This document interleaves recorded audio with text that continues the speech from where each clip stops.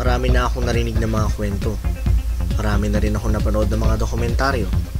Sa kasalukuyang panahon ng agham at teknolohiya, hindi na kaiba sa atin ang mga balita tungkol sa tanggalan sa trabaho, nakawan sa gobyerno, mababang antas ng edukasyon, pagbagsak na ekonomiya. Bulag at bingi na marahil ang taong ni hindi man lamang naulinigan ang mga pangyayari sa kanyang paligid sa kabila ng iba't ibang kagamitang pangkomunikasyon tulad ng radyo, internet at telebisyon. Marahil ay katulad mo rin ako na noong unay hindi naniniwalang lugmok ang sistemang pang-edukasyon at na hindi lamang sumagi sa isip ang pagkikahos ng kapwa kong mga kabataan na mas pinipili pang maghanap buhay sa halip na mag-aral. Sa ngayon, ang masasabi ko lamang, totoo pala mga ito.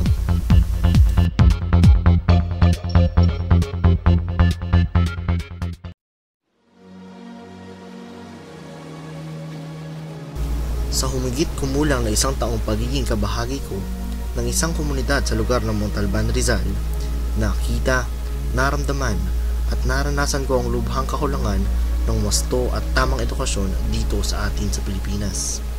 Sumaakin din ang katotohanang hindi pala pinili ng mga kababayan natin dito maging bingi at bulag sa mga pangyayari dito sa ating bansa.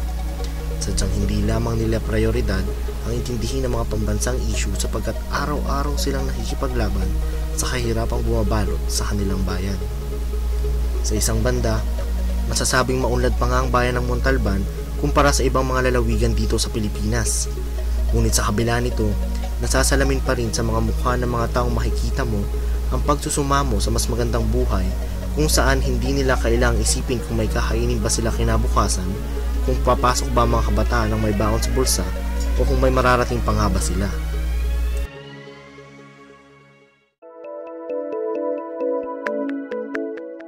Nakasalamuha ko ang ilan sa mga kabataang nakatungtong ng unang baitang sa mataas na paaralan na hindi mo lubos iisipin na makapapasa sa elementarya. Sa tulong ng Silid-Aralan Incorporated, isang grupong naglalayong makatulong sa buong Pilipinas sa pamamagitan ng pagsisimula sa kanilang lupang tinubuan, ang Montalban, gumawa sila ng mga programang akma at angkop sa kalagayan ng mga kabataan na ang kaibahan ay walang kakayahan o hindi kasing rangya ang pamumuhay gaya ng iba sa atin kung kaya't naapektuhan ng pag-aaral. Oo, ngunit sila mismo ang mga pakay ng silid-aralan. Sa pamamagitan ng tulong ng mga facilitators na kapwa ko ay mga estudyante rin. Pinapapasok ng naturang organisasyon ng mga batang hirap na matuto ng mga aralin bilang mga eskolar. Libre, kapalit ng ilang mga pagpupulong at kasundo ang pananagutan ng kanilang mga magulang.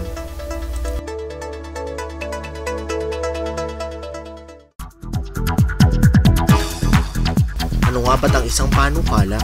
Maayos man ang pagkakabuo at ang pagkakasaad ng mga layuning nais matin ay mananatili at mananatiling isang panukala lamang at unti-unting mababaon sa limo kung walang kikilos upang ito'y maisakatuparan. Kabataan, matagal na tayong tinatawag. Hindi tumitigil sa pagkatok ang ating mga bayani sa mga nakapinig nating puso at isipan. Edukasyon na nagtulak kay Rizal upang makipaglaban sa mapang-aping yakap ng Espanya sa atin. Sa pamamagitan ng edukasyon, naging mulat si Rizal sa mga katotohanan ng ang bawat isa'y pantay-pantay, ng bawat isa'y may angking talino at kakayahan, at ang edukasyon ang susi sa pag-unlad. Wika nga ni Rizal, ang mga kabataan ng pag-asa ng bayan. Ngunit kasabay yata ng paglipas ng panahon ang pagkawala ng mga pusong nag-aalad na naniniwala sa tunay na kahulugan ng kalayaan. Pinapakita lamang nito na ang buhay dito sa mundo ay walang kasiguraduhan. Maging nga yata ang talino at kakayahan. Hindi tama ang mga ito ay manatili lamang sa atin. Sa halip ay nararapat na ipamahagi nang sa gayon ay mapagyaman natin ito.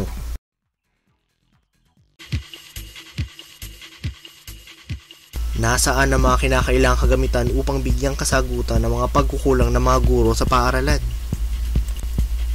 Mahirap nga namang nakawin ng mga computer, libro at mga bag kung kaya't pera na lamang ang nilalantakan ng mga abusadong halal ng mga serbisyo publiko kuno nating alkalde, gobernador at malay natin, maging ang Pangulo ng Republika ng Pilipinas na piniling mamuno sa likod ng talukbong ng pamumuno ng kanyang ina at amang hari nawa ay namayapa na.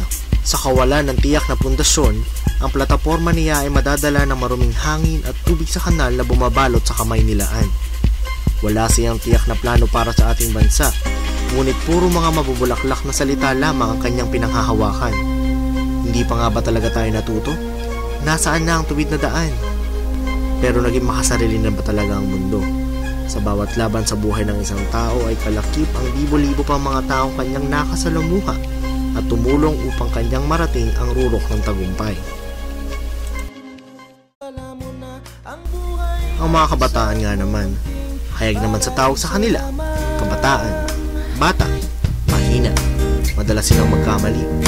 Ayon nga sa kanta ng Apo Hiking Society, bata ka lang at akala mo na alam mo na ang lahat ng kailangan mong malaman. Buhay ay di ganyan. Tanggapin mo na lang ang katotohanan na ikaw ay isang musmus lang na wala pang alam. Makinig ka na lang, makinig ka na lang. kabataan, sa kabila ng mga responsibilidad na iyong kaharapin, ikaw ay may kalayaang gawin ang sa tingin mo ay tama. Hindi sapat na ikaw ay makinig lamang, manindigan ka. Isa ang edukasyon sa magliligtas sa atin sa kahirapan. Mahirap, magastos at hindi praktikal. Ngunit sa kalaunan, madadaig pa nito ang lahat ng kinikita ng pagiging basurero ngayon sa payatas.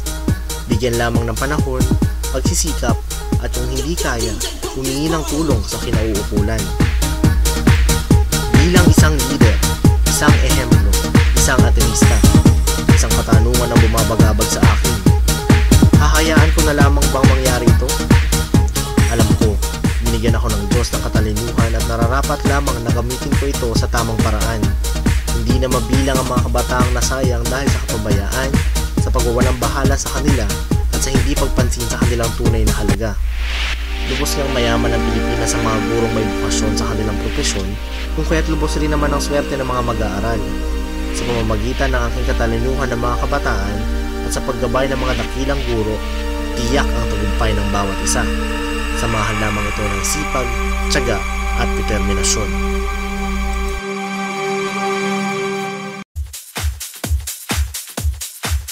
Sa pagiging ignorante ng mga tao, partikular na mga kabataan, sa mga isyu ng kahalagahan ng edukasyon, talamak na kahirapan, at hindi makatwirang pagnanakaw ng mga lingkod bayang ating inihalal, may pababatid na mahina at hindi matibay ang pundasyon ng aming moralidad.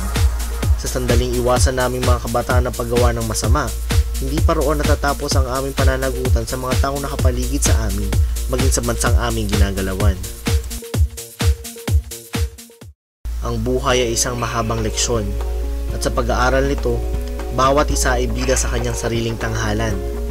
Gaya ko, kayo ay mamuno ng may katarungan upang mamunga na mapagpalayang kapayapaan. Huwag ang pagmasdan ang pangyayari, gumarat gumalaw, lamang sa init ng damdamin, sabay-sabay nang sumigaw. Kilos kabataan, oras natin to makialam, makijama, kilaho. Kilos kabataan, buhay natin to, ang mundong tinatnan tayo magpatakbo. Makijam ka, pare ko. Ang bawat isa ay leader, ang bawat isa ay ehemplo. Bilang pagtatapos, huwag nating kalimutan na ang kabataang Pinoy ay may dunong, may paninindigan, makakalikasan, makabayan at makatao. Nagmula sa dakilang lahi at mayamang kultura, magkakaiba man, ngunit sa puso at diwa ay nagkakaisa. Sama-samang naglalakbay tungo sa isang bansang may katarungan, kapayapaan at kalayaan. Pero ang kinabukasan mo, tungkulin ba ng ilang tao, makibahagi sa bagahe ng mundo? Huwag nagpagmasdan ang pangyayari, gumarat gumalaw, lamang sa init